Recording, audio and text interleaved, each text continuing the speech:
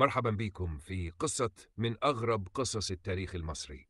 تخيلوا معايا عرش مصر، أعلى مركز للسلطة، يتعرض على شخص ويرفضه. نعم، ده حصل فعلا.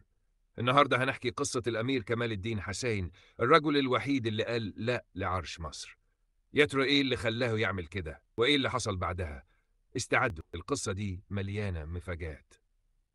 في سنة 1917 مصر كانت تحت الحماية البريطانية، والسلطان حسين كامل كان بيحكم البلد. السلطان حسين كان عنده حلم إن ابنه الوحيد الأمير كمال الدين حسين يكون خليفته على العرش. ومش بس كده، ده اتفق مع الإنجليز على الموضوع. يعني العرش كان جاهز والطريق ممهد. لكن فجأة حصلت الصدمة الكبرى. الأمير كمال الدين أرسل رسالة لوالده في 8 أكتوبر 1917، يوم واحد بس قبل وفاة السلطان حسين. في الرسالة دي كمال الدين رفض العرش بشكل رسمي.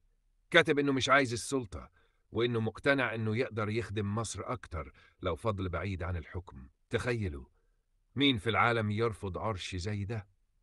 طيب مين هو الأمير كمال الدين حسين؟ هو ابن السلطان حسين كامل والأميرة عين الحياة.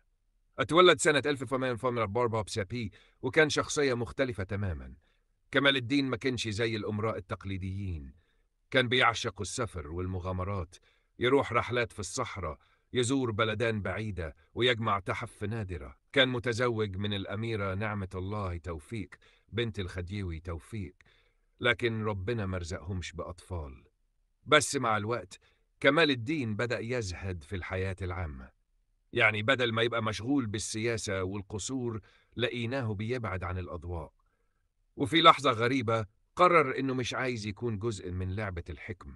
في أواخر حياته كمال الدين بدأ يتعب صحياً. دخل مستشفى الأنجلو أمريكان في القاهرة، والدكاترة اكتشفوا إنه عنده جلطة خطيرة في رجله.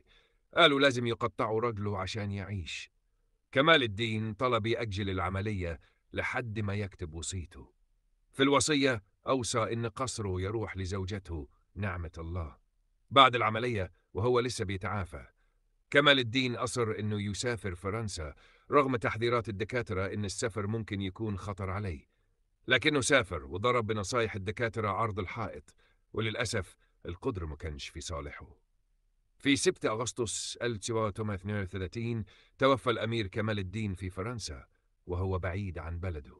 بعد وفاته زوجته الأميرة نعمة الله عاشت في القصر بتاعهم، اللي هو دلوقتي مبنى وزارة الخارجية القديمة في ميدان التحرير.